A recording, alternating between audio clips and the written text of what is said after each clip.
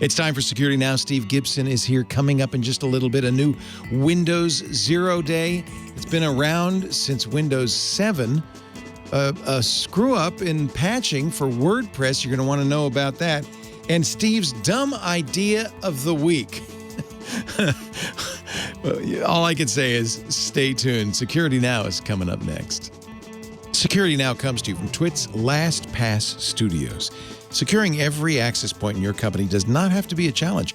LastPass unifies access and authentication and makes securing your employees simple and secure, even when they're working remotely. Check out lastpass.com/twit to learn more.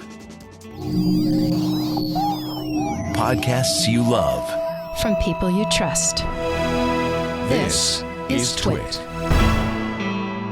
This is Security Now with Steve Gibson, episode 791, recorded Tuesday, November 3rd, 2020. Google's Root Program.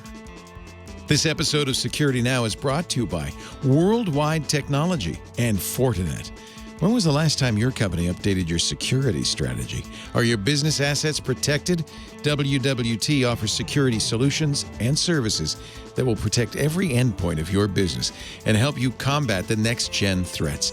Visit wwt.com/twit to get started. And by ExpressVPN.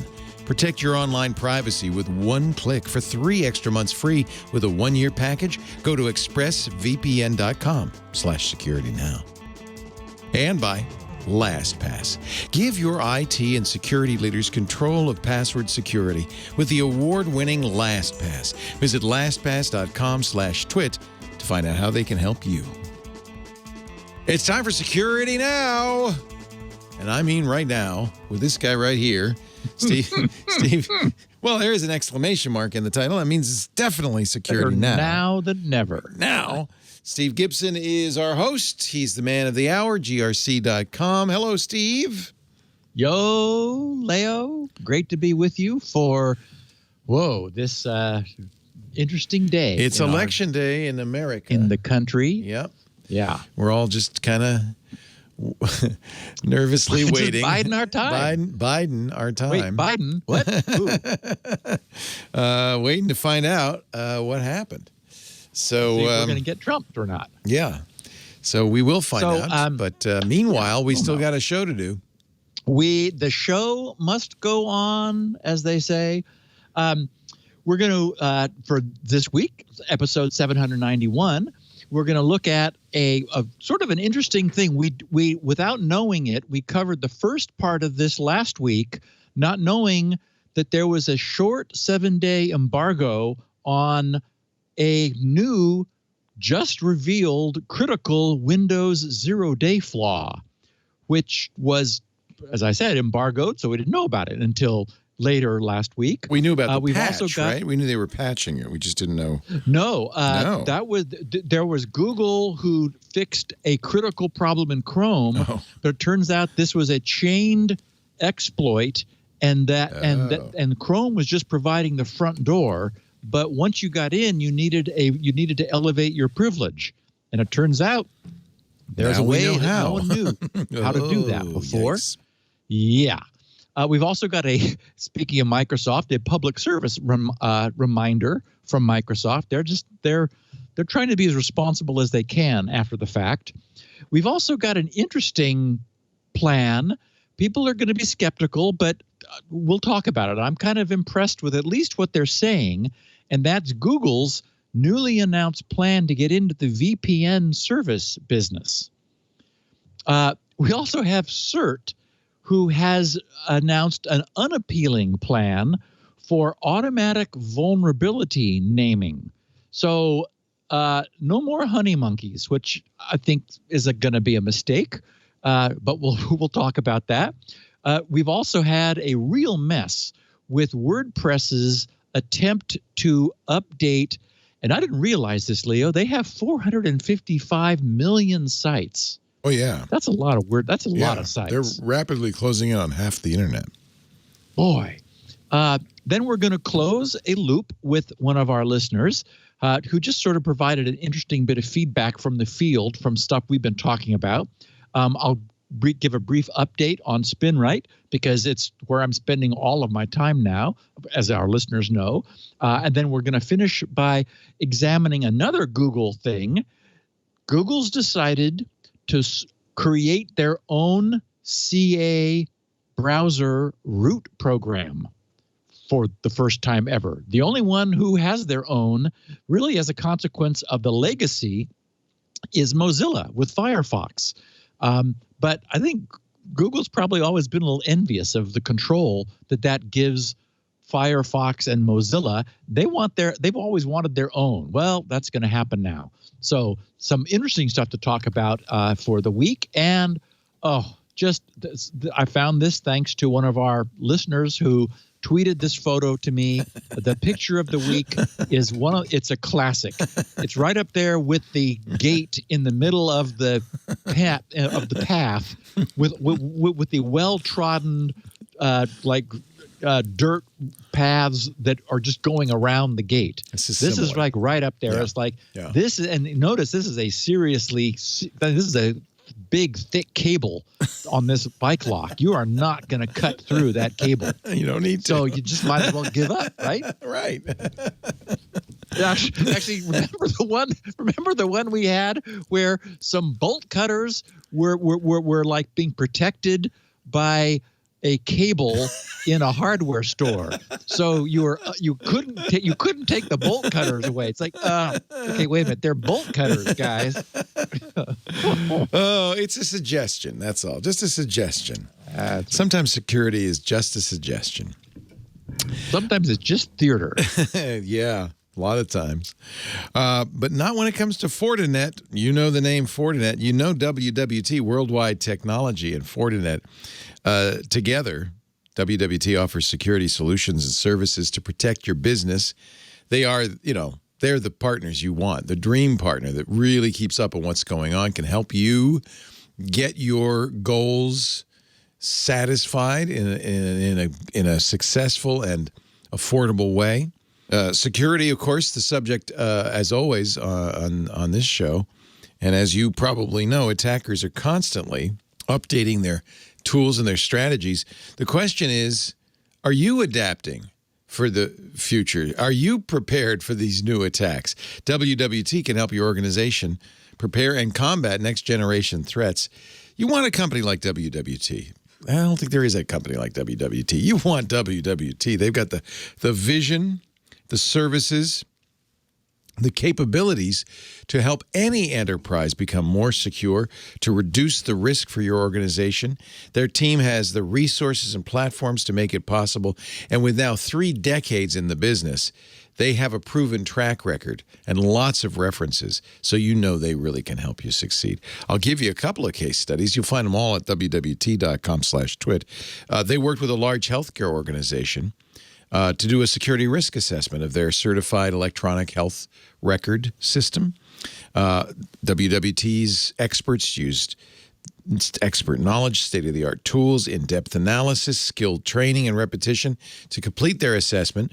And it won't be any surprise to Security Now listeners that they found out that 90% of the vulnerabilities they found could easily be fixed just by putting in a comprehensive, systematic approach for patching.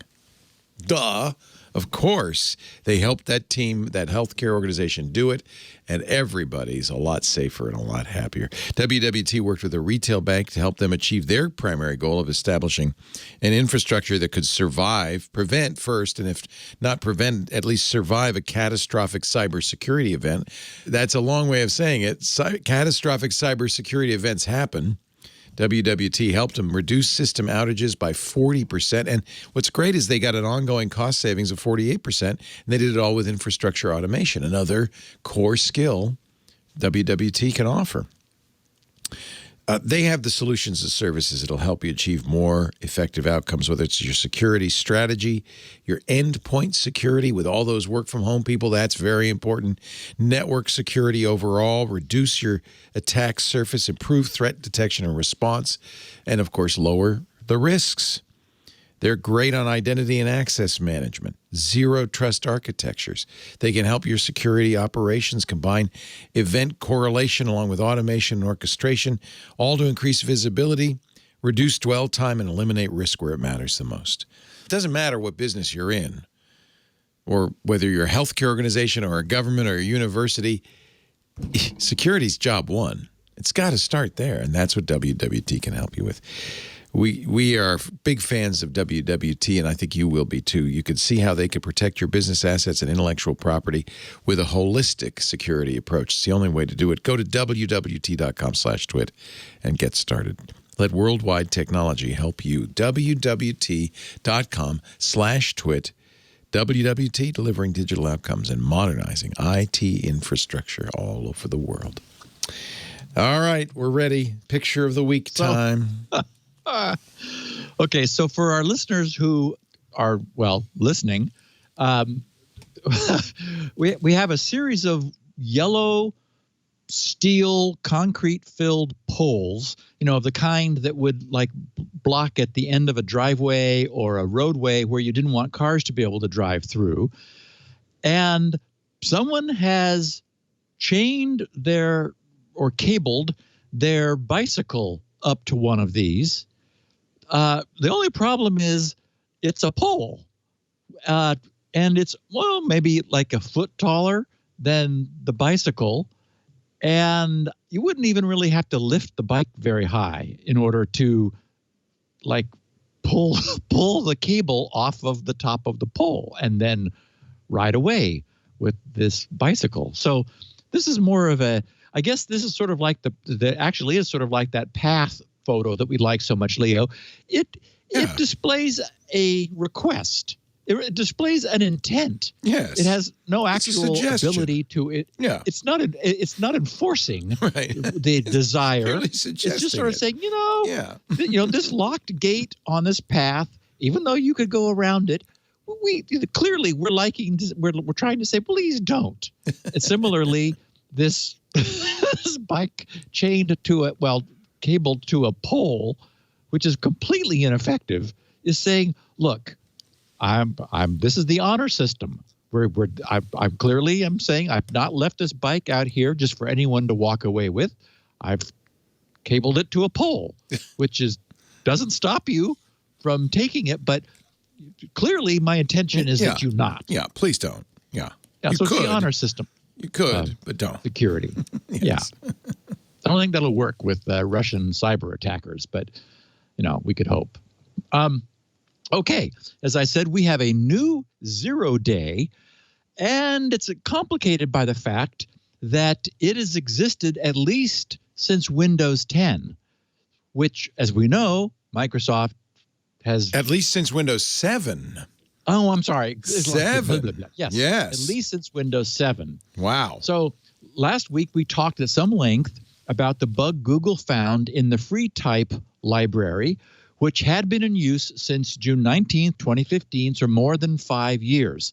What we knew then was that this flaw, which was patched by that update to Chrome, was a 0 day because it was being actively exploited. They fixed it from when they were notified. They fixed it within 24 hours, which was impressive response. And they notified the free type people who also fixed it within 24 hours, also impressive. What we did not learn until the end of last week was that there was a previously secret second part to this 0 day. The free type flaw was what was being exploited through Chrome to open the door to the attacker. But as is often the case, thanks to modern operating system design, the damage that can be done by an aberrant application or exploit of an aberrant application running under the non-root user account is deliberately minimal in modern operating systems. All of today's web browsers are careful to run under the user's deliberately limited account privileges. This is why successful attacks and attackers often need to chain 2 or more exploits together to accomplish their nefarious ends. If the free type library happened to run in the kernel, then a single exploit in it might have been sufficient. But FreeType was also properly designed to run in user space. So exploiting the FreeType flaw opened the door, but the attacker then needed to elevate their privilege on the system to root or kernel level in order to get anything useful, like from the attacker's standpoint, done. The week before all of this, Google had seen the whole picture, or presumably the person who informed them had. They saw this second phase, which was leveraging a previously completely unknown and quite potent zero-day flaw in Windows to achieve privilege elevation. This was allowing the attackers then, to do some real damage. The privilege elevation that they discovered by watching it in action existed, or actually I should say exists, because it still does today within the Windows kernel-based, thus we have a problem there, cryptographic services API. And because that kernel-based module, the cryptographic services module, exports an API that's callable from userland, the bad guys can arrange to run their malicious code with full system permissions. Google's Project Zero folks immediately reached out to Microsoft to inform them of what they had found, and also to explain that since this was an active vulnerability being exploited in the wild, Project Zero's normal, patient, 90-day disclosure window would be reduced, as they even did for themselves, to just 1 week. Actually, they only needed a day. And that's why the industry subsequently learned of this only late last week. That was 7 days after, actually 8, after Google told Microsoft. So the Project Zero, Google's Project Zero Day disclosure starts off with saying, note, we have evidence that the following bug is being used in the wild. Therefore, this bug is subject to a 7-day disclosure deadline. And we've seen these in the past when we've talked about this and looked at these. In the period before the disclosure deadline, all there is just like a placeholder page, no juicy details available because, they're holding that embargoed until the problem can get fixed. They begin their write-up by explaining the Windows kernel cryptography driver cng.sys exposes a /device/cng device to user mode programs. So in other words, there's a device. So the cryptography driver looks like a device which exposes services through a device driver interface to programs running on top of the operating system. And it supports a variety of what Windows calls IOCTLs, IO control calls. They said with non-trivial input structures. It constitutes a locally accessible attack surface that can be exploited for privilege escalation. And they said such as sandbox escape. So, and of course, they're viewing it from the standpoint of a sandbox escape, because the way this would have gotten in was through the browser, which and we know that code running in the browser is deliberately sandboxed so that if it does something wrong, it doesn't have access to much. But by taking advantage of this, that code is able to escape from Google's own Chrome sandbox. So Microsoft, for their part, doesn't see this as such an emergency. Google has already closed and locked the front door through which attackers were able to reach the crypto API vulnerability. And November's Patch Tuesday, being next Tuesday, a week from this podcast's date of the 3rd, which will be the November 10th, expects to have this fixed. So we now have a detailed description of the flaw, and the Project Zero guys even published proof of concept code, which can be used as a demonstration of this to crash any Windows system. It doesn't give you remote code execution. They weren't going to go develop that like to help the bad guys, but this is the Project Zero deal is, we'll give you a length of time to fix it, and then we're going to disclose it, which they have. So it's a little unfortunate that Microsoft doesn't see this as a big deal. And maybe it's just a function of the, 1 week from now, before they'll have this thing patched. But the other problem is that this is also known to afflict Windows 7 machines, which will not, as we know, ever receive a patch for this unless they're within an enterprise that is now purchasing security for their older machines from Microsoft. The rest of Windows 7 users are left to fend for ourselves. But to that end, although it hasn't happened yet, we can hope and expect that the micropatch folks, at patch.com, zeropatch.com, have been watching, and that they will again be able to offer one of their cute little patchlets for this as soon as Microsoft offers the patch. They typically go in, they reverse engineer it, they, cutify it, because it ends up being, like 28 bytes or 12 bytes or something ridiculous. And then they'll offer it to systems that are not otherwise being patched by Microsoft.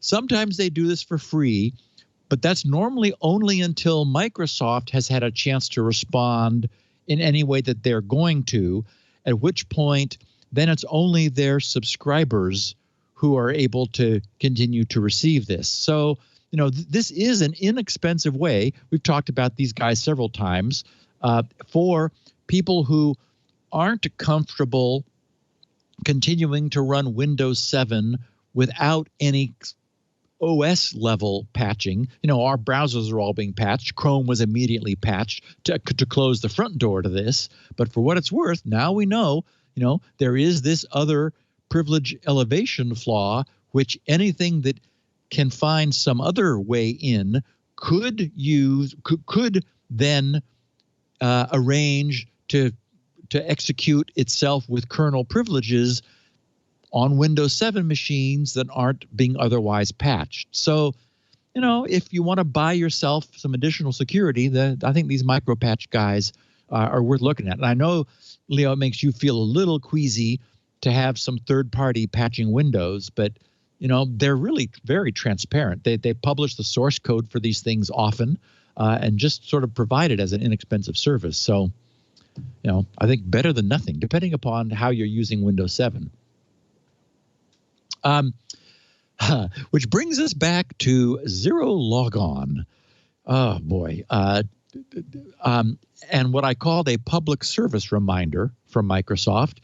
Last Thursday, continuing to feel the need to respond to this ongoing exploitation of this very serious ZeroLogon vulnerability. Remember that 2 weeks ago, in our podcast, Anatomy of a Ryuk Attack, we saw the ZeroLogon vulnerability being used by Ryuk or however you pronounce it, for the delivery and exploitation of a ransomware attack on an enterprise. So, it's very real. Anyway, they tweeted on the 29th, reminder to all our Windows customers to deploy at least the August 2020 update or later and follow the original published guidance to fully resolve the vulnerability. And then we have the CVE 2020-1472, which will probably live in infamy, although it's much easier to know of it as ZeroLogon. We'll be talking about CVE numbers here in a little bit. So anyway, for what it's worth, anybody who's listening to this podcast, I'm sure long ago themselves patched, but boy, there is still an inventory of systems out there that aren't, and apparently aren't ever going to. And this just provide, ZeroLogon is the dream horizontal movement through an enterprise's network. Once some unwitting user clicks on a link and allows something to run in their email client, this thing is like every bad guy's dream about how to then take hold of an enterprise, because enterprises tend to have domain controllers, and this thing allows you to bypass authentication. So, boy. Okay. Google One has announced, Google, in the guise of Google One, adding a VPN, bringing up a VPN service initially for Android. They've just announced they're going to be getting into the VPN business. That is, Google has. They'll be adding a no additional charge VPN facility, first for Android users only. Scuttlebutt is that's just the tip of the iceberg, though. They're adding this to their existing paid Google One service. And as I understand it, I don't pay Google, but for free you get 15 gigs of Google Drive and Gmail and cloud stuff. And if that's not enough, then for $10 a month or $100 a year, that you can expand that to 2 terabytes. Yeah, it's basically what Google Drive used to be. They call it Google One now, with some additional features. Yeah. Okay. Yeah. Got it. So, because Google is Google, the announcement of them doing a VPN has been met with some well-deserved eye rolling. Actually, Proton VPN just went off. We're going to come back to this because of some interesting technology that they will be incorporating into this. Some cool stuff we've never talked about before, and maybe we'll talk about other VPN providers. But Proton VPN was Google's a big competitor, right? So that's the issue, I mean, and they probably say, well, do you want the biggest advertising company in the world to be running your VPN?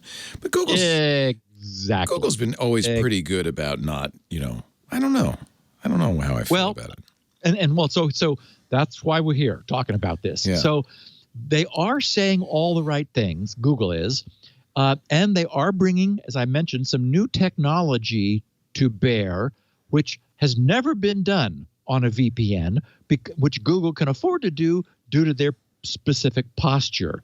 So, first of all, to sort of set this, here's how Google describe the problem and the way they're intending to solve it. They said, and actually some interesting stats I hadn't known. I didn't realize VPNs were like this popular. They said, demand for VPNs is growing, with evidence that it's becoming more mainstream, up to 25%. Yeah. Huh? Yeah, I think that's what we're experiencing too, yeah. Wow, 25% of all internet users accessed a VPN within just the last month of 2019. So that was even pre-COVID. They said, unfortunately, not all VPN providers have been proven to be trustworthy. Okay, this is, Google, but still, as you said, Leo, I'm glad you did that. Google, well, of course, they've now got the DOJ breathing down their neck. So, I guess I would read the privacy statement carefully, but they're not going to lie in the privacy statement. Well, no, So they said some services are vulnerable. Others request unnecessary access to their users' data or monetize the same data, that users are utilizing the VPN to keep private and secure, while others fail to deliver on the promise of not logging their users' online activity. So again, Google is going to be a non-logger.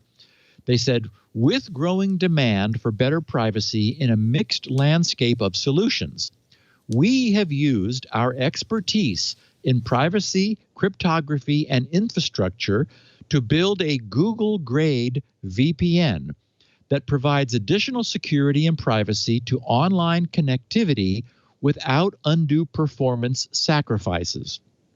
The VPN by Google One, users with VPN by Google One, users' online activity is not identifiable to the VPN and not logged by the VPN. We believe a VPN must be transparent and robust. That's why we've open sourced our client and will provide a third-party audit of the end-to-end solution to make them externally verifiable. Privacy is at the core of the products and services we build. Okay, with VPN by Google One, we will never use the VPN connection to track, log, or sell your online activity. Some minimum logging is required to ensure quality of service. And I've seen online people attacking Google about like what that minimum is. Those are specious attacks. I mean, Google is, as you said, Leo, Google's going to do what they're going to do, then they're not going to breach their own privacy guarantees. And we could argue they don't need to, but we'll get there in a second. They don't need to. They said, right. But your network traffic or IP associated with the VPN is never logged.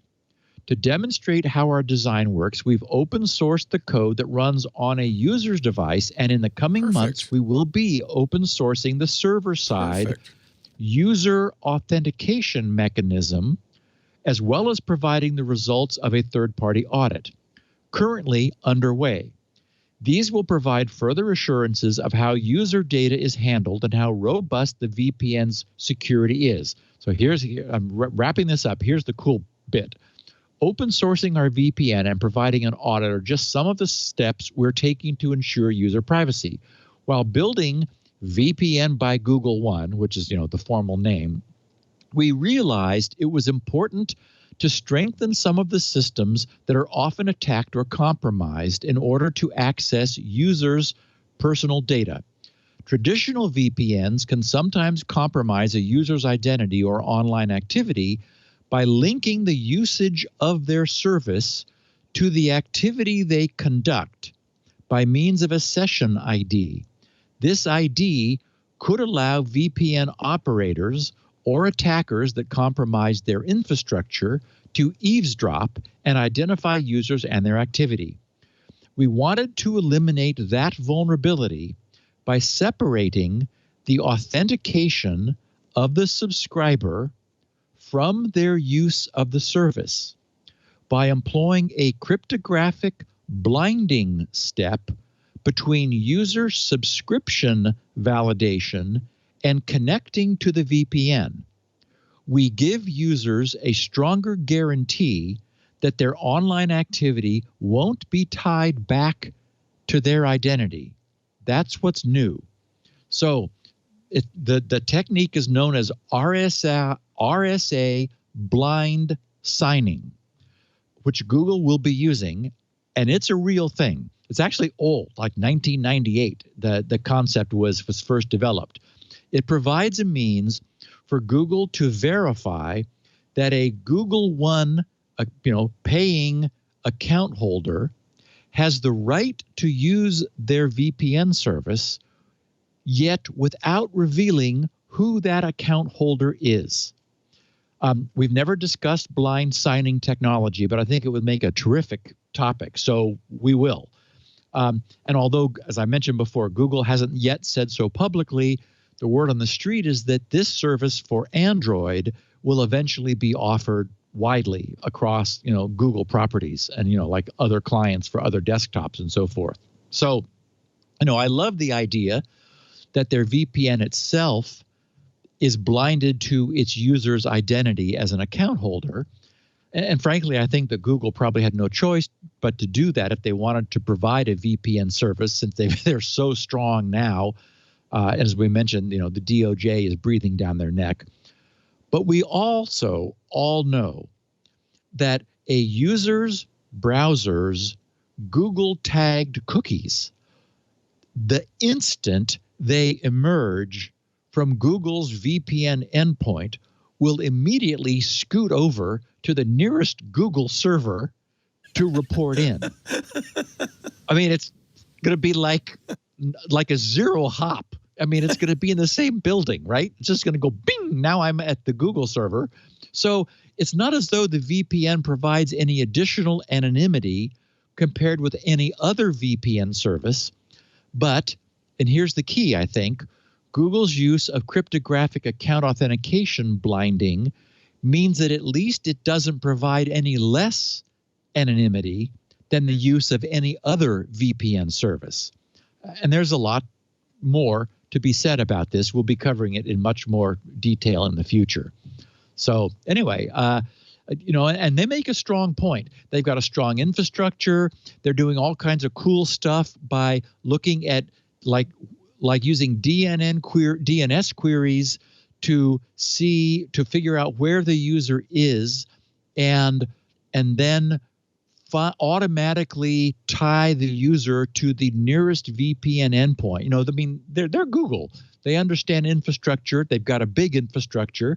The promise is that initially any Android user who's also a Google One subscriber would be able to get the arguably useful benefits of running a VPN from their handset past the local Wi-Fi hotspot, wherever they are, past that hotspot's ISP and directly to Google, where their traffic would then emerge onto the internet. And yes, where all the Google cookies that they're already carrying would then instantly be gobbled up by Google. But that's going to happen no matter whose VPN service you use. I love how you've personified them. They're scrambling over. The cookies. Oh, my home, my home. Did they say what they're going to charge for that? Just out of curiosity. Free. So if you have a Google One account, which isn't free, but if you have that, you will get it. Ah, that's interesting. Yeah, I could see why. I could see why Proton's a little worried. Yeah, that's a little scary.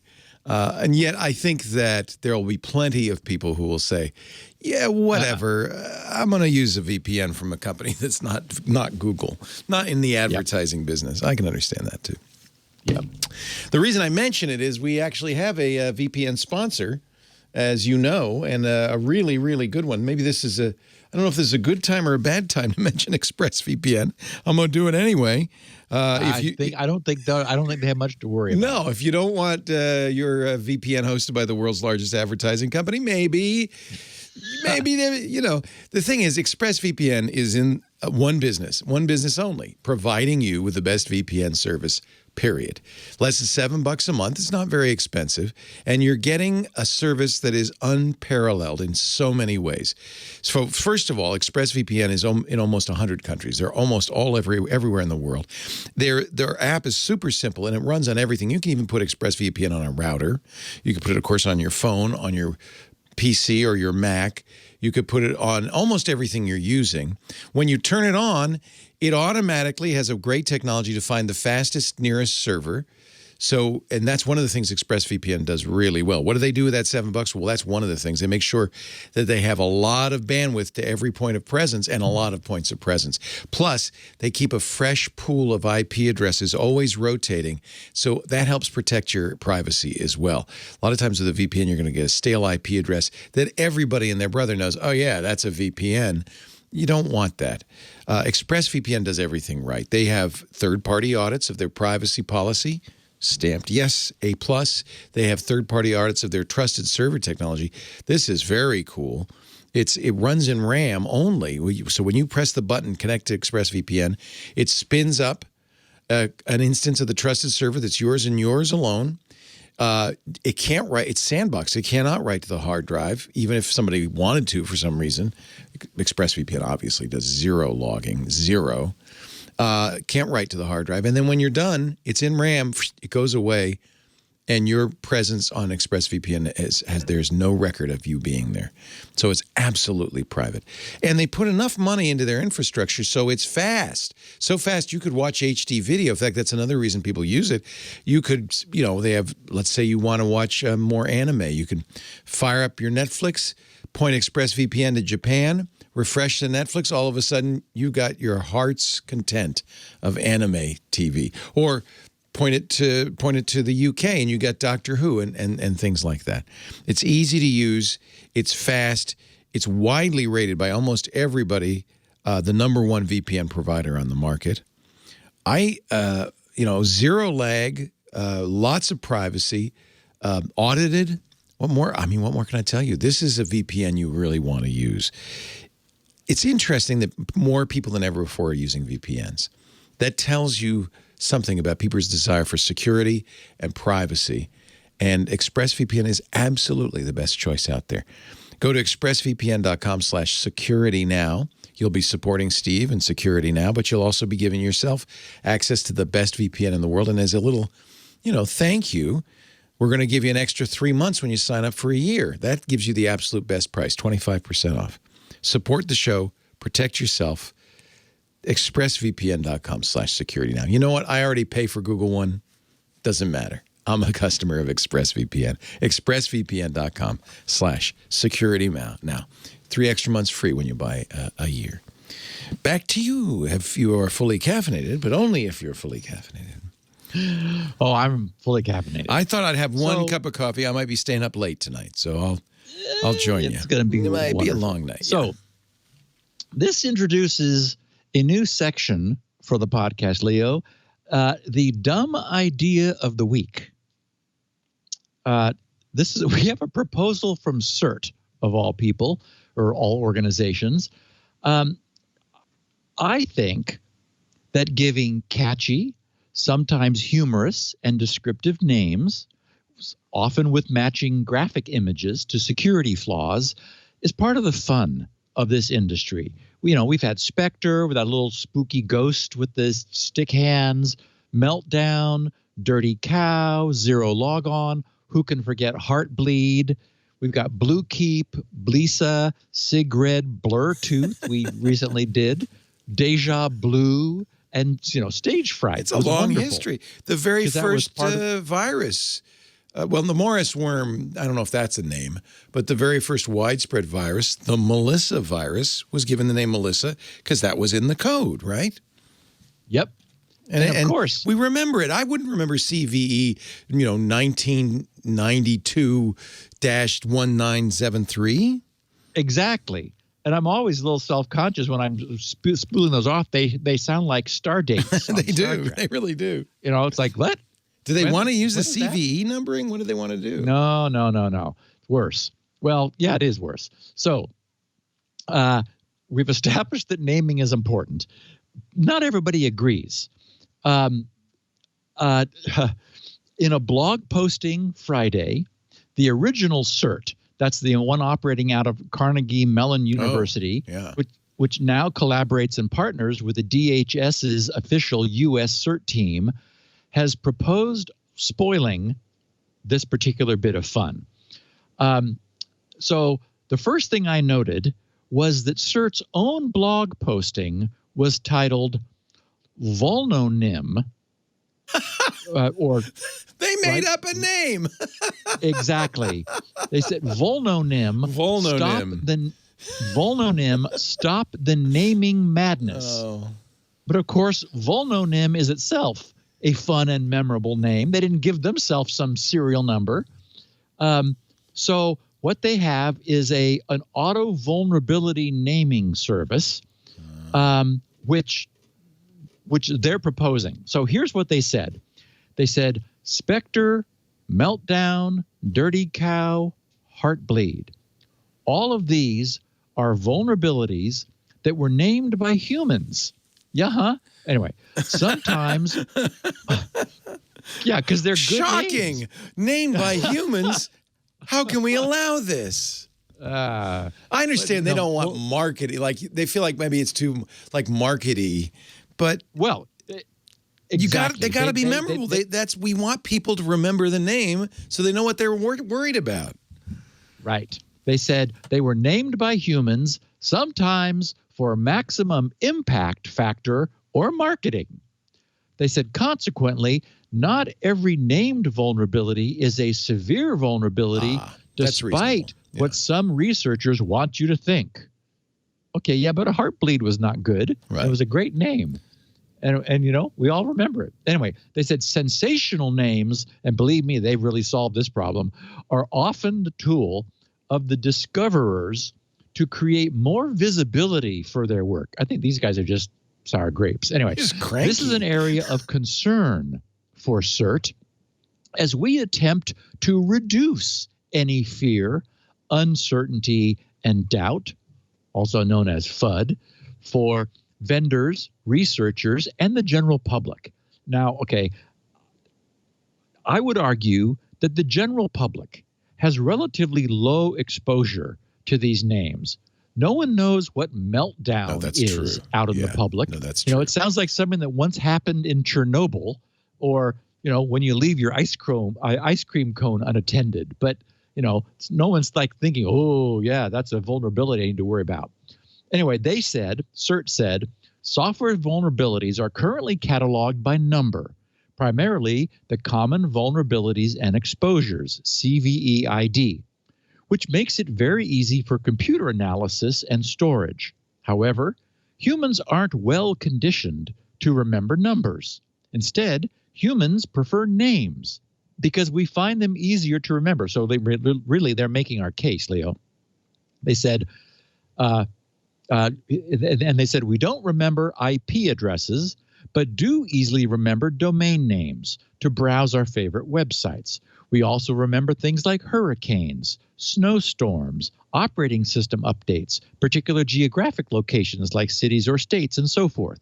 They are all named because it's easier to remember Mojave instead of Mac OS 10.4 or Pittsburgh instead of 40.4406 north by 79.9959 west. Okay, sir, you've made your point. They said names of vulnerabilities in particular are matriculating into important spheres of influence. Case in point, on July 11th, 2018, congressional testimony weighed the impacts of the Meltdown and Spectre vulnerabilities. Of course, those we know, right? The CVE IDs 2017 5753, 5715, and 5754 were never mentioned. Only the sensational names were. Okay, no, only the recognizable names were. There's nothing sensational about Meltdown and Spectre. I mean, they're just not dry. Anyway, they said, we aren't arguing that vulnerabilities shouldn't have names. In fact, we're encouraging this process! Exclamation point. Okay, well, that's a matter of dispute, but go on. Yeah, just wait. Wait till you hear the names. Really good. Our goal is to create neutral names that provide a means for people to remember vulnerabilities, scary or not scary, the particular vulnerability in question is. Our neutral names are generated from the CVE IDs to provide a nice mapping between name and number. CERT decided that if we can come up with a solution to this problem, and just, spoiler alert, they haven't, we can help with discussions about vulnerabilities as well as mitigate the fear that can be spread by a vulnerability with a scary name. They said, we plan to name the vulnerabilities with a phrase of adjective noun. For example, arbitrary albatross. And I added here in the show notes, yeah. Or how about stupid idea?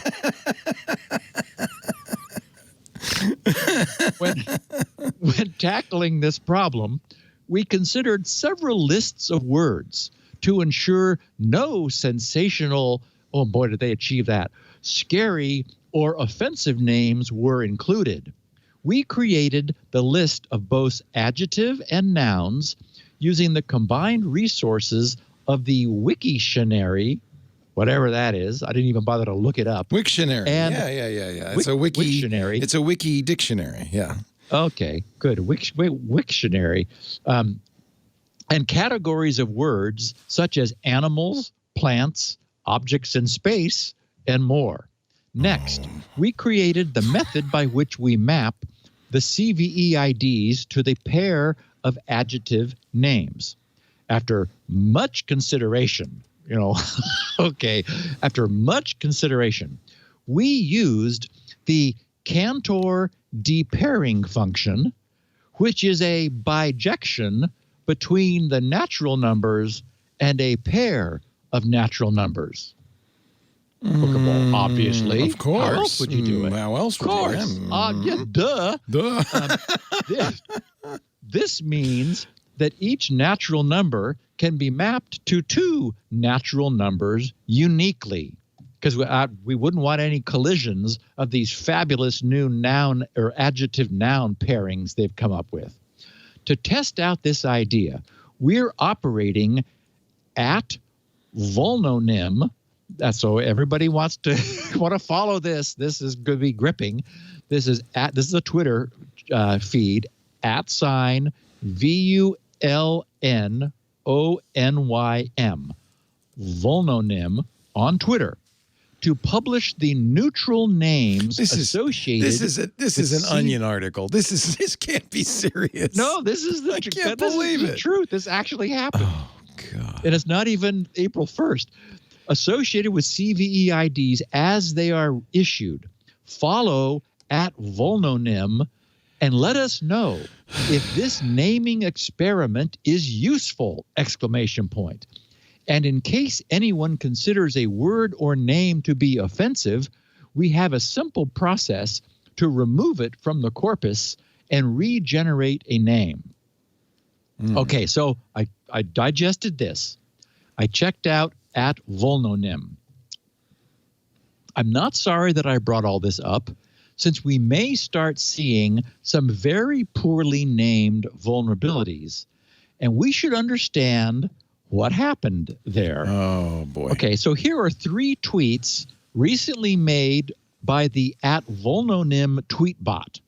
The first one, CVE 2020-4785, is called Whacking Mouflon. What? What's a mouflon? Whacking Mouflon. Whacking, I get, but why is the mouflon whacking? And who is a mouflon? We do not know. But actually, Leo, this next one, the next tweet, hi, I'm CVE 2020-4649. I was never good with numbers, though, so you can call me Unmatched Quim. What? Yes. Spelled CWM. That how does it? And no one knows how to pronounce that even. There's no vowel. There's no vowel. It's CWM. like Welsh. Yes, it is. I looked it up. It's Welsh. And if you were in Wales, you might know that it means a steep-sided hollow at the head of a valley. I didn't know that, or actually, on a mountainside. But I don't think you want to use it in common speech. Well, no.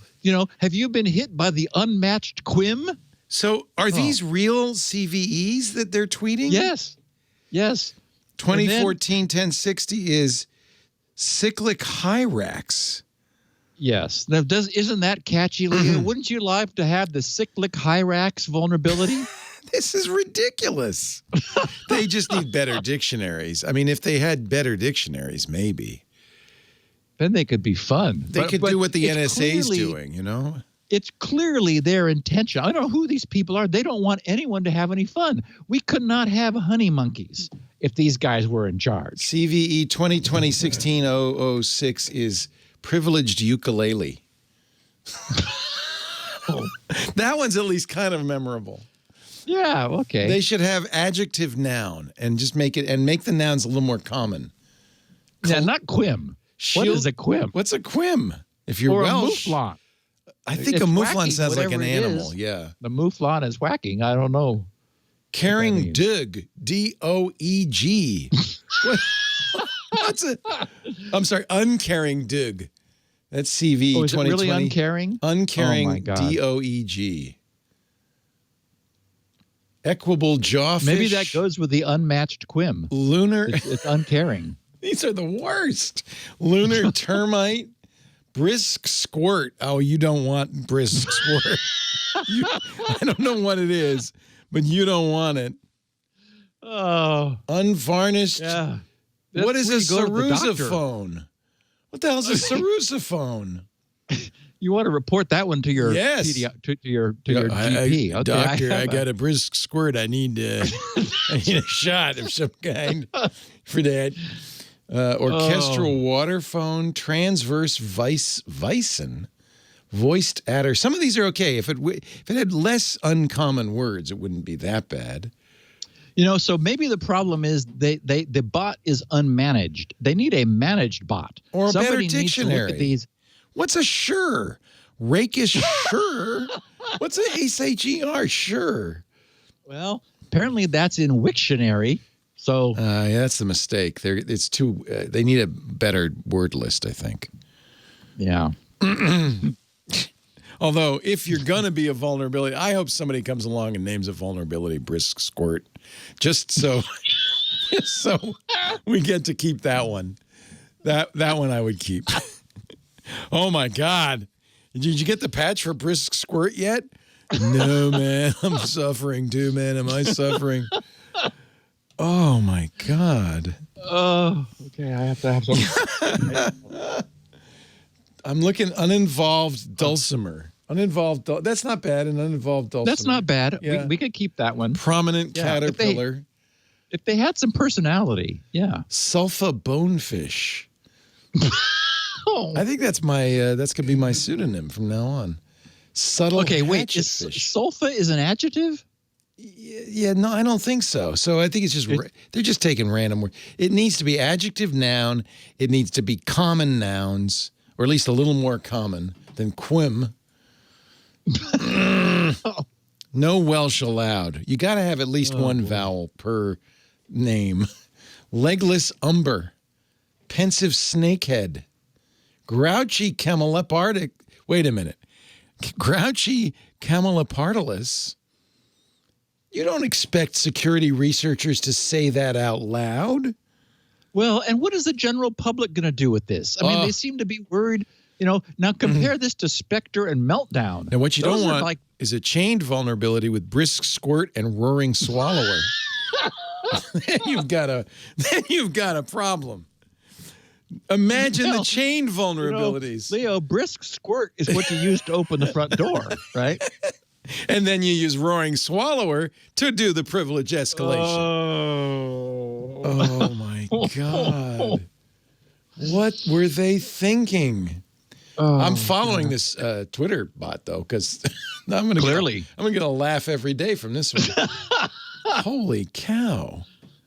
What is that one of them? CVE. Holy cow! No, you can't. Holy cow! No, that's another problem. What are they going to do? They're going to have a special elimination of actual things that make sense. Wow.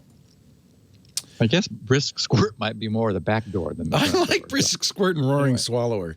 I don't know. That's definitely there's a chained vulnerability of some kind. It's really going to be dangerous. Oh, retrospective gerbil? No.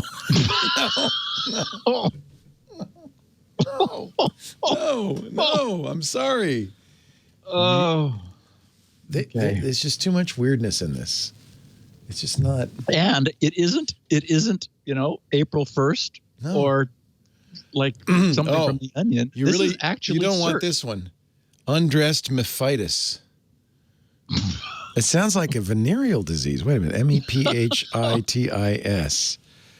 Mephitis. It's a noxious. Oh, wow. It's a noxious or foul-smelling gas or vapor. You definitely don't want undressed mephitis. Oh, I don't think you want mephitis with or without your clothes. Oh. Why would they allow mephitis to be in the dictionary? You don't need that word. See, natty gazelle, that's good. I mean, it was supposed to be memorable. Yeah. There's nothing memorable about mephitis. Bearish bushbuck. Driverless major. Purulent bandfish. Untainted Otto.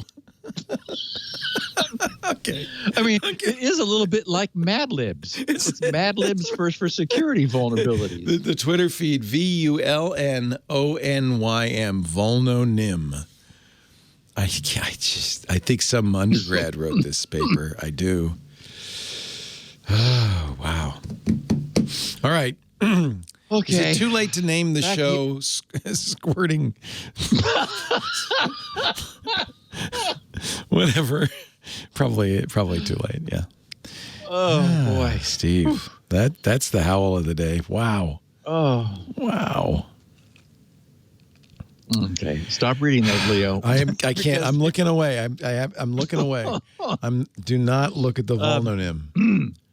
Back on Earth, we have WordPress, who has fumbled an important update.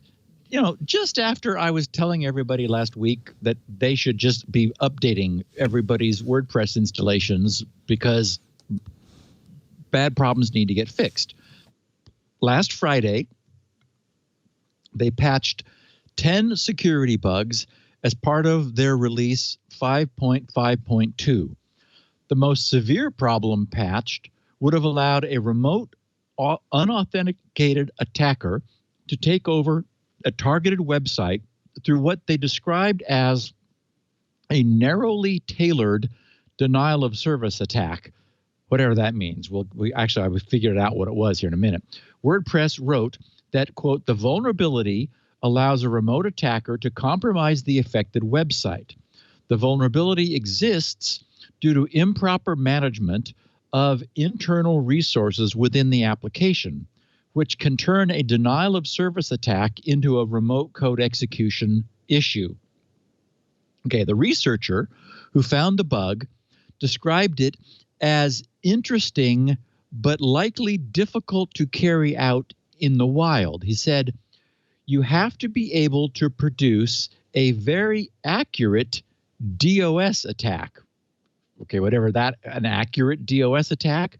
He said the principle is to trigger a denial of service on MySQL so that WordPress will think that it's not installed and then un-DOS on the DB, you know, the MySQL database, under the same execution thread. Okay. Anyway, version 5.5.2 also brought a bunch of feature enhancements in addition to the 10 vulnerability fixes, one of them being really important. WordPress described the updates as a short cycle security and maintenance release to fill in before the next major release, which will be 5.6. And with the update, all versions since WordPress 3.7 will also be current. So that was how WordPress hoped things would go with the update, that they were beginning to push out to 455 million sites. Boy, Leo, with that kind of install base, they really have to be careful. Yeah. I mean, they really have to be careful. Yeah. And they weren't. Oh. It was soon discovered that this 5.5.2 was badly broken. It turned out that 5.5.2 was causing new WordPress installs based upon that release to fail. And so anybody who was attempting to do a new WordPress install of 5.5.2, it would fail. As soon as they became aware of the mistake, they put the brakes on its rollout. But they screwed that up too by inadvertently triggering the release of an unreleased and not debugged alpha version of WordPress, which they started downloading to customers. So the first thing that happened was that WordPress site operators began reporting that because of the 5.5.2, that new WordPress installs were failing. And apparently others were complaining about broken admin login pages, which was another effect of that.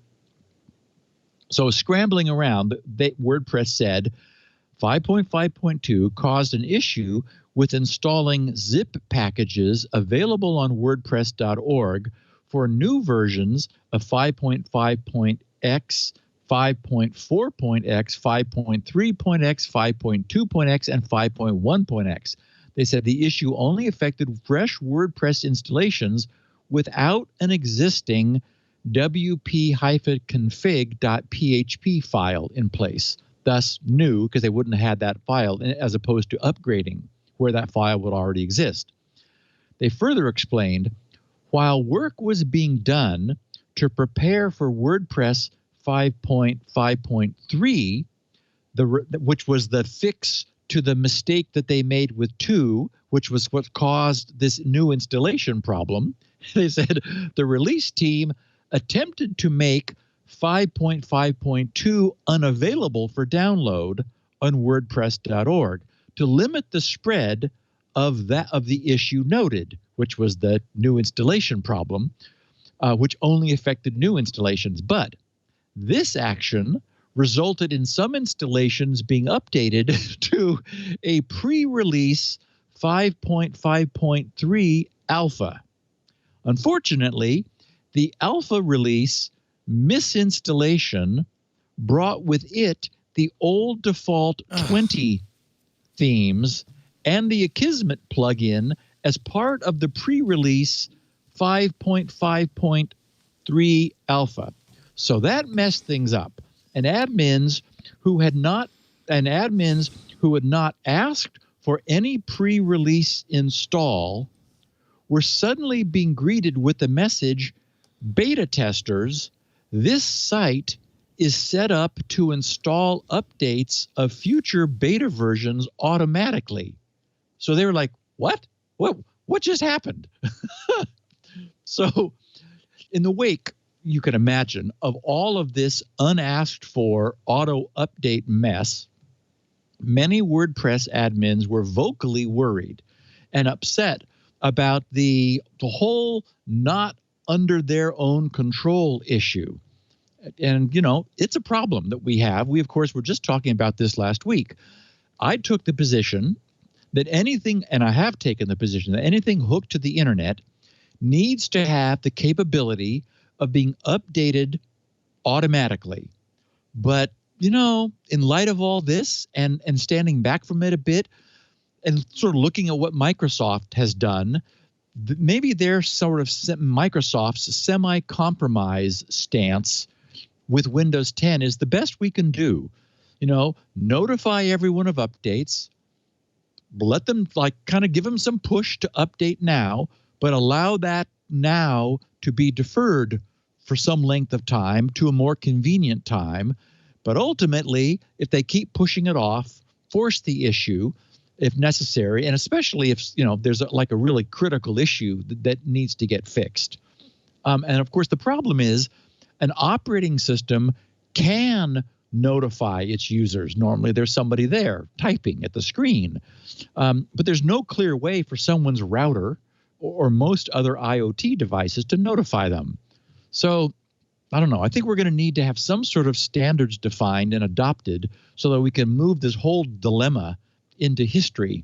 You know, and you know, as we know, my real complaint with Microsoft and Windows 10 is that they've taken the path of deciding that they are never going to leave it alone. They're going to keep changing things, and that means because the system is so huge and so complex that nobody understands it anymore, that things are going to break, and it's never going to have a chance to settle down and get the bugs worked out of it. They're going to keep introducing new problems all along the way. So anyway, I just thought it was really interesting that here, you know, I was just talking about WordPress's need to, you know, yes, push up. Well, no, remember there was a really bad, like a flaw in an update, which they proactively patched. I would always agree they have to do that. But, you know, boy, Leo, if they've got 455 million installations, they just have to be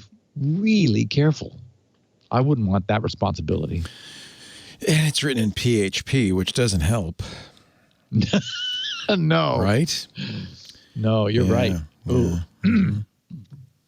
personal homepage. Yeah, they didn't even bother to update the the meaning. They could have tried some retronym that made more sense, but it's still personal homepage. Come on, Rasmus. Come on, man. Okay. Last break, and then we're gonna wrap this up with some feedback, an update on SpinRite, and then look at Chrome's new root program.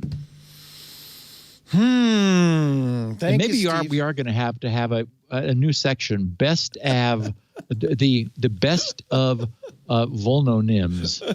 How about section. frilly pigfish? No. Yes. Here's the beauty of it. I don't have to make these up. I don't have to. Monstrous midge, gushing lemuroid. Oh boy, there's a lot of gushing and squirting involved here. I don't know. Maybe they need a better dictionary. Clammy sheep. I've got the clammy sheep exploit here, and I'm not afraid to use it. Shiftless harmonium. Embattled clipspringer. You know, some of these are actually pretty good. I'm not against them all. Songy grouper, ragged scald fish, sparked anteater. You know, Leo, CVEs are suddenly seeming really appealing. Not so bad. What is perholoxia? Perholoxia sounds like a very bad disease. PYRR. I think there's a medical dictionary in this. HULOXIA. Oh no, it's an animal. It's a desert cardinal. So then dire perholoxia is not such a bad name. Unaware skink. I think I used to date her in college. Fleeting glider. Viral slug. Gabby plane. Wrapped sauger. Extended nautilus. All right. Oh, wait a minute. Okay, this is the best one. Mnemonic dixel. Or is it dixissel? I think it's mnemonic GNOMONICDICCISSEL. I don't think you could even say that in our chat room. MOUSE. Our show today brought to you by LastPass. I wouldn't use these for passwords. No. No, and in fact, they're in the dictionary. So by definition, this is they're a bad choice. That's why you need LastPass. LastPass is the password manager. Our choice for what the pros call identity and access management. For years, I've been using it for more than a dozen years. Steve started using it 10 years ago. We've been using it as a company for more than 5 years. We're not the only ones. LastPass has been named a leader in the G2 Fall Grid Reports, a leading peer-to-peer review site that provides unbiased user reviews on leading software solutions. Of the 746 customers that left user reviews on G2, 93% of LastPass users gave them 4 or 5 stars. What is it that makes LastPass so unique, so important for your business? Well, for your IT department, you could take back control of your password security. You get a central dashboard. You have absolute knowledge about who's accessing what, when, where.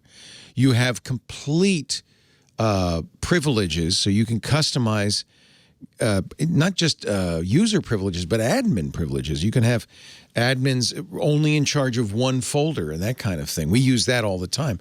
You have company-wide visibility that shows you actual progress in your security. And no matter what your organization's source of truth, LastPass integrates to onboard users, sync groups, and revoke access. It just fits in like a hand in a glove to what you're already doing. And if you're not already doing something, you really need LastPass right now. You get actionable insight for admins. You can access security scores, see real-time readouts of your business's password hygiene, track improvements over time. So as you train your employees to do better, you'll see it reflected in the dashboard. They've got audit reports you can review so that you can build compliance and maintain accountability with detailed reporting logs that tie actions directly to your users. So you know where the problems lie. For every employee, you can view their password scores, you can gain access to shared accounts, you can monitor group memberships and more. So if there's anything nefarious going on, you'll know like that. And of course, policies, more than 100 policies, things like we require our employees all to use two-factor. I mean, that's a no-brainer, right? Minimum password requirements, things like that.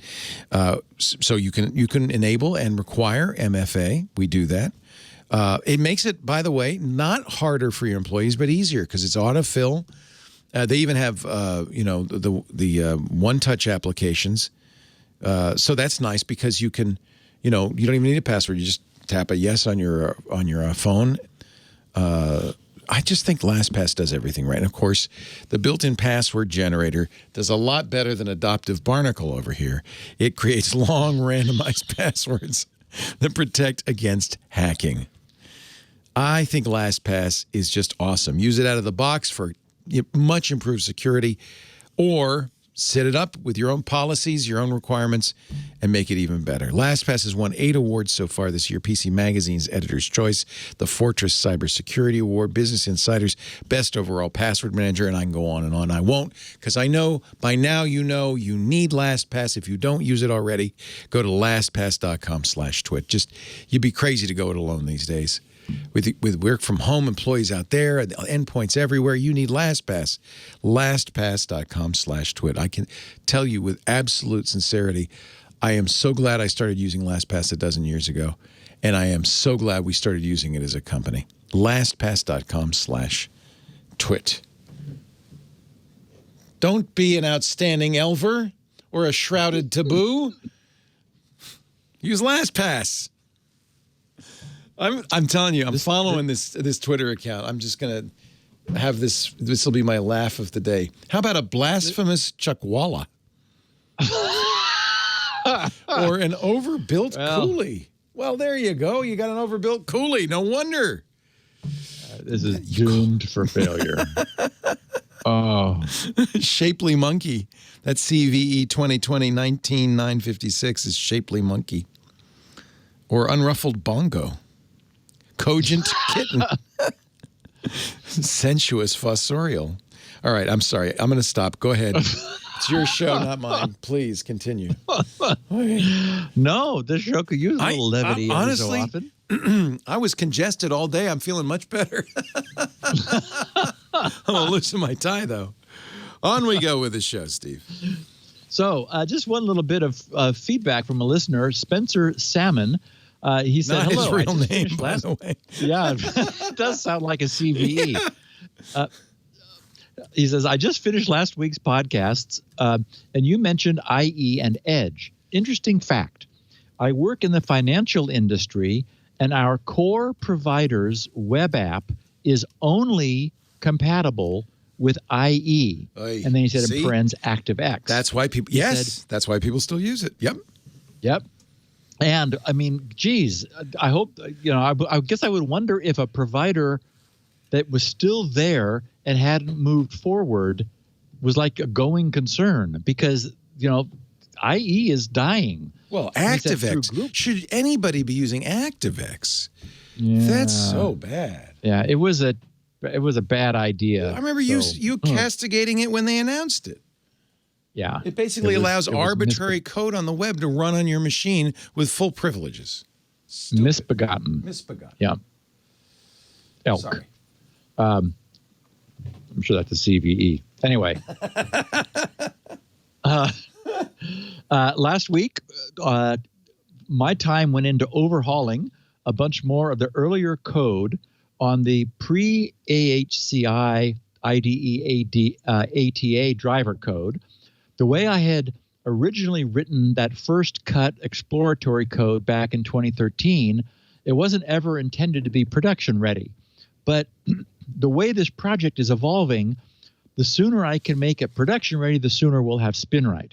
So as I said last week, I've been realizing that I have an opportunity to pre-test pretty much all of what will become SpinRite's new foundation within the context of an interesting and surprisingly, interesting and low-level benchmark, which produces some surprising results. So I'm taking that opportunity now, basically investing in SpinRite so that I can get as much of this code tested as soon as possible. So I again expect that I'll have something to announce very soon, but I keep seeing more opportunities to fix things. And so, no time like the present.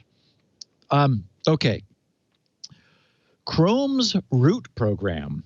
A little less than 2 weeks ago, a new page appeared at chromium.org titled Chrome Root Program, and it was not met with universal joy.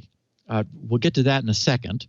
Of course, this podcast has covered the operation of SSL, TLS, web server trust certificates at great length because its proper operation and functioning is crucial to enabling users and their web browsers to establish a trust relationship with otherwise unknown remote web servers.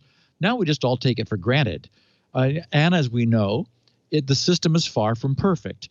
It has a myriad of well-known failure modes. It relies upon several different actors, each performing their jobs perfectly, where failure by any of them to do so results in a local breach of the privacy and security guarantees, which is the system's entire purpose. But for better or for worse, it's the system we have today. Someday, maybe something will obsolete it. But again, okay, so from the beginning, Chrome and most other browsers, most with a single exception, have all relied upon the connection security and certificate verification provided by whatever operating system they were running on. The notable exception to this has always been Mozilla and Firefox. To their credit, Netscape, way back then with their Netscape Navigator, invented SSL 1.0 and the concept of using public key cryptography to provide both server authentication and connection content privacy. Over time, this evolved into NSS, which is Mozilla's Network Security Services. NSS is the SSL TLS library upon which Firefox runs and which it uses to provide all of its network connection security.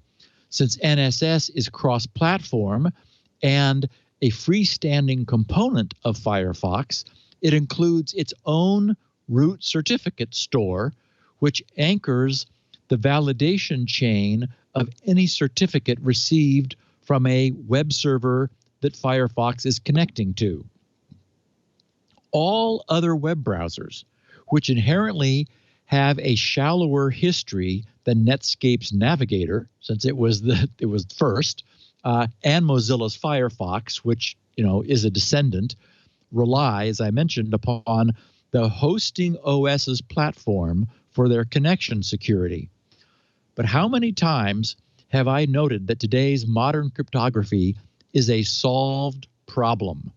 What was once decidedly regarded as highly complex, don't mess with it, magic crypto from some ivory tower guru is now run-of-the-mill. So the barrier to entry of bringing up a new TLS communications foundation from scratch is as low as it's ever been, which is quite low now. So against that backdrop, Google's new Chrome root program really shouldn't surprise us. Google wants control over this aspect of Chrome's operation, which it has until now delegated to its hosting OS. Chrome was able to operate on the sidelines. We've talked about how this works through the years.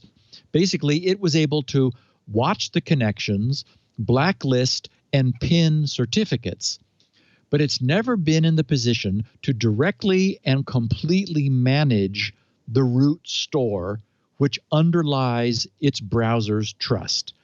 And, knowing Google, that's got to chafe. So they finally decided, okay, we're just going to do this. But running a root store program is also a significant responsibility, since who you need to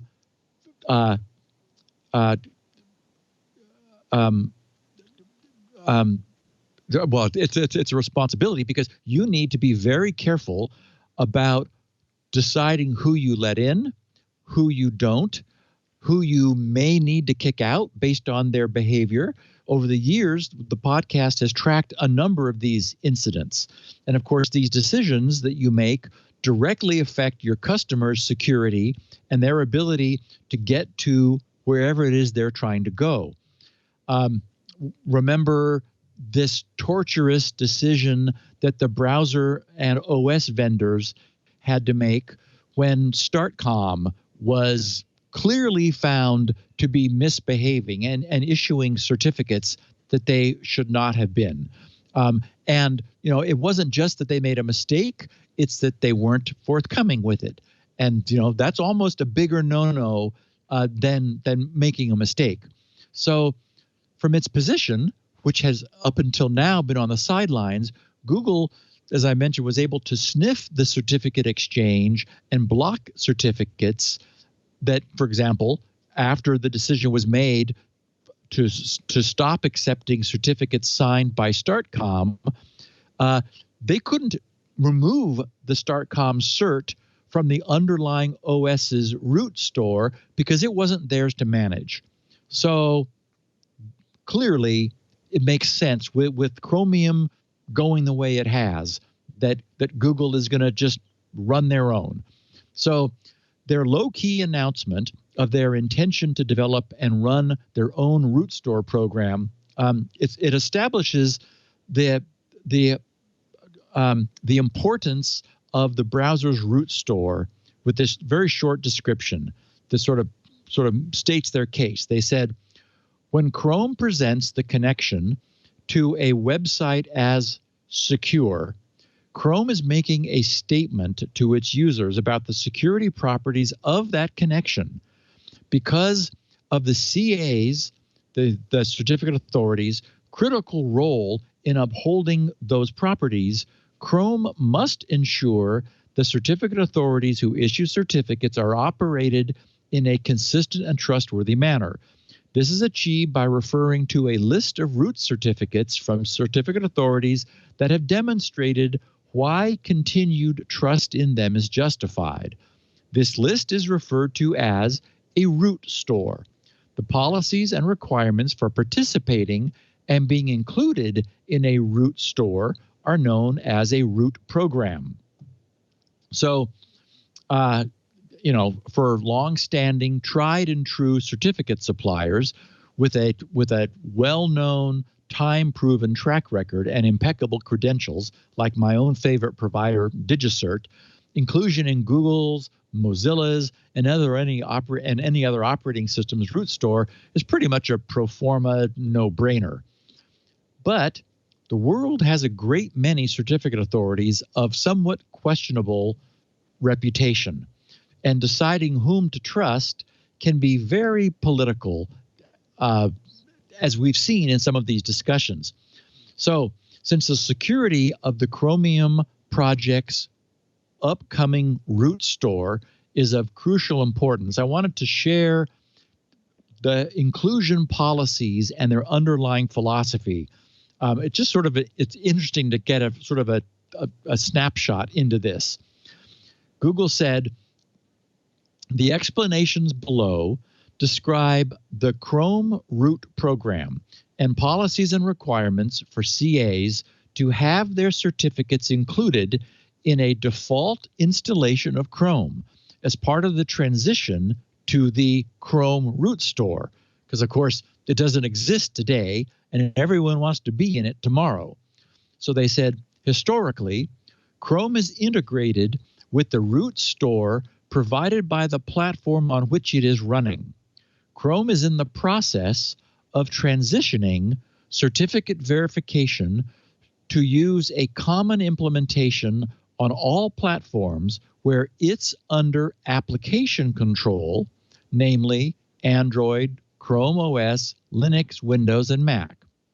And this is interesting, Apple policies prevent the Chrome root store and verifier from being used on Chrome for iOS. Yes, it's too closed. You need on iOS you have to use their underlying connection architecture. WebKit, yeah. With that comes their root store. They said this will ensure users have a consistent experience across platforms, that developers have a consistent understanding of Chrome's behavior, and that Chrome will be better able to protect the security and privacy of users' connections to websites. They just want control. They want to run their own store.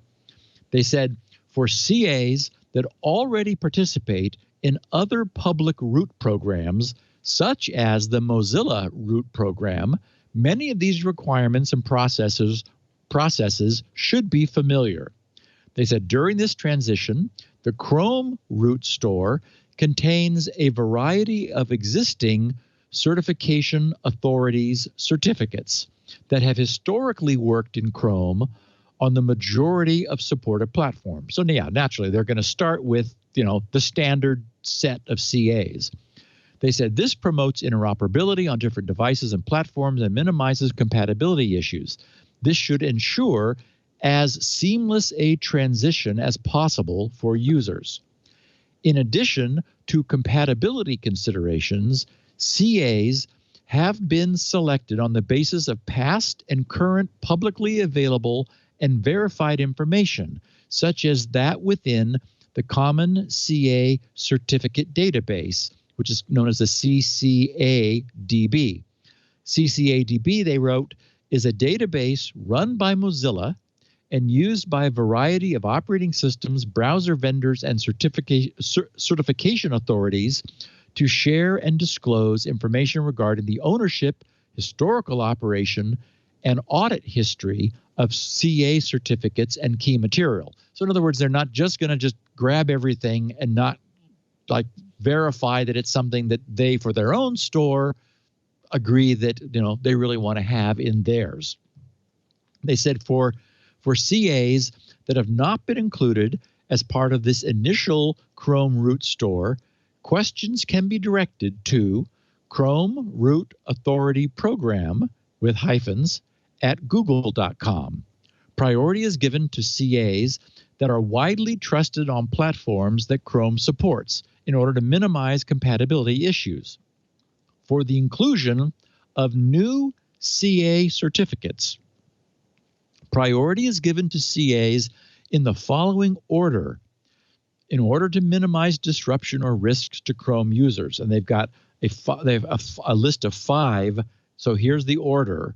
First, CAs that are widely trusted and which are replacing older certificates with certificates and key material created within the past 5 years and have an unbroken sequence of annual audits where these certificates and key material are explicitly listed in scope. 2, CAs whose certificates and certificate hierarchy are only used to issue TLS server certificates and do not issue other forms of certificates. 3, CAs that have undergone a widely recognized public disclosure process regarding their CP, CPS audits and practices. So CP is certificate policy, which is a formal statement that the certificate authority has published, and CPS is certification practices statement, another formal statement. At this time, they said, the only discussion process recognized as acceptable is the discussion process operated by Mozilla on behalf of the open source community at mozilla.dev.security.policy. Okay, so that's a news group, and it is fascinating.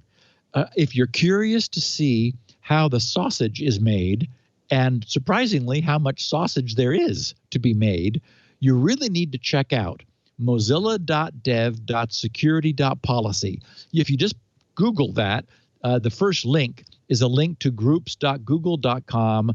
It's basically the Google view of this old school NNTP style news group, mozilla.dev.security.policy. It is so easy for us to underappreciate all the hard and really thankless work that goes on to our immeasurable benefit behind the scenes by real people who will never know to thank. When you just look at some of these discussions, it's like, wow. I mean, like, there's just so much work that they're doing on our behalf in order to end up with this heavily curated list of certificates. Thank you. Thank you. So continuing down in priority, 4, CAs that maintain sole control over certificate key material within their CA certificate hierarchy and include their entire certificate hierarchy within a single audit scope. And finally, CAs that have been annually audited according to both the Web Trust Principles and Criteria for CAs and the Web Trust Principles and Criteria for CA's SSL baseline with network security. So, yes, this is lots of bureaucracy, but it's bureaucracy we depend upon in order to have the security that we just so casually take for granted. Yeah. So they said certification authorities do not need to meet all of the above criteria. I'm sorry, certificate authorities who do not meet all of the above criteria will be dealt with on a case-by-case basis. Note that the requirements above are illustrative only. Google includes CAs in its root program and includes or removes CA certificates within its root store as it deems appropriate for user safety. The selection and ongoing membership of CAs is done to enhance the security of Chrome and promote interoperability. Obviously, we don't want any certs that we have any reason to believe would endanger our users, yet we want all the certificates that people actually need in order to be able to go where they want to go on the web. And then they said CAs that do not provide a broad service to all browser users are unlikely to be suitable. In other words, if you're some CA that just wants your cert in the Chrome root store but if you haven't signed a significant number of active web servers certs, then it's like, no, we're not putting you in. They said as this transition occurs, CAs should continue to work with the relevant vendors of operating systems where Chrome is supported to additionally request inclusion within their root certificate programs as appropriate. Obviously, if everyone has the same basket of certs, that's going to be best for interoperability. It gives Chrome a better place to launch from, but Google wants control of their own root store. They said this will help minimize any disruption or incompatibilities for end users by ensuring that Chrome is able to validate certificates from the CA regardless of whether it is using the Chrome root store or existing platform integrations. So obviously there will have to be some sort of handoff between underlying OS store and Chrome's own. They said the Chrome root store policy will be updated to more fully detail the set of formal ongoing requirements for working with Google in order to be distributed and included in a default installation of Chrome, as well as additional steps for applying or updating existing included certificates. Any questions regarding this policy can be directed to blah, blah, blah. And there's just more of this boilerplate that I'm going to skip because everyone has the idea. So nothing too surprising here. This feels as though it's a bit of a placeholder, like maybe largely cribbed from other root store program guidelines. It does indicate that it will be refined over time. So we could, perhaps suspect, or expect more specific requirements might be, evolving. And I mentioned at the top that this announcement was met with a moderate level of grumbling on some fronts. And in doing some digging around, I found admins who were not happy about this. We end user consumers just happily click away on links, trusting that all of the plumbing underneath works correctly.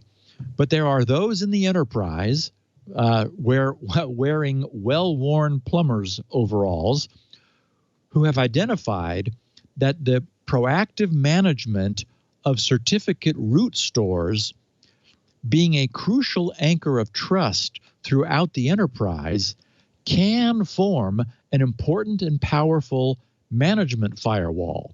If software needs to be signed by certs that are issued by recognized certificate authorities, and the same is true for websites, keeping a tight rein over the precise content of an enterprise's trusted root stores can form another potent line of defense. And apparently that is being actively done. There are admins who are very tightly controlling the root stores of their enterprise's fleet, for example, of Windows machines. It's not just left up to the OS vendor. So in light of Google's announcement that they would be splitting from the root stores of Windows, Mac, and Linux to go their own way, basically this grumbling took the form of, oh, that's just great. Now we'll have another root store to deal with. So these people were not happy. And so, yeah, it'll make their lives a little bit more complex. But on the other hand, it is the way Firefox has always operated. So it doesn't seem like it's going to be a big deal. And it's obvious that Google wants this, for their own browser. One question that wasn't clear to me is whether any given Chromium-based browser, that is non-Chrome, will be able to choose which store it uses. The Chromium store that came with the browser or the underlying OSs. I suppose Microsoft might be willing to run their new and shiny Chromium-based Edge browser within the Chromium root store, but it's going to be sitting on top of Microsoft's and Windows' own perfectly good root store. So that seems sort of odd, I mean, IE is IE still in Windows 10? Yeah, right. Yeah, but they're really moving it out. Yeah, it's deprecated now. I don't know how long it'll last. Right. You have to leave it in for those people using ActiveX. Oh God. Yes. Just say no. So that's the story. Okay. With Google's root store, we'll be moving away from an independent crypto. Moving to an independent crypto architecture where the browser itself will be doing all of its own connections rather than relying on the underlying OS. Steve, as always, clear as a bell. You're fantastic. This is a show worth listening to every week just so you keep up with what's going on. But I think I learn more every single time. I know you're waiting for me to come up. I was going to say, do we have any clips? I know you're waiting for me to come up with yet another code name, but I think I'll just stop. I think Mutinous Genoviva was all I could do, all I could take. We do this show every Tuesday. It's not always an election day, but it is today. So get out there and vote. Next week we'll be back after an Apple event. That will be almost as exciting. We get on about, and next week might be a little delayed because of the event. I'm not sure. But I think we'll get on around 1:30 or 2 p.m.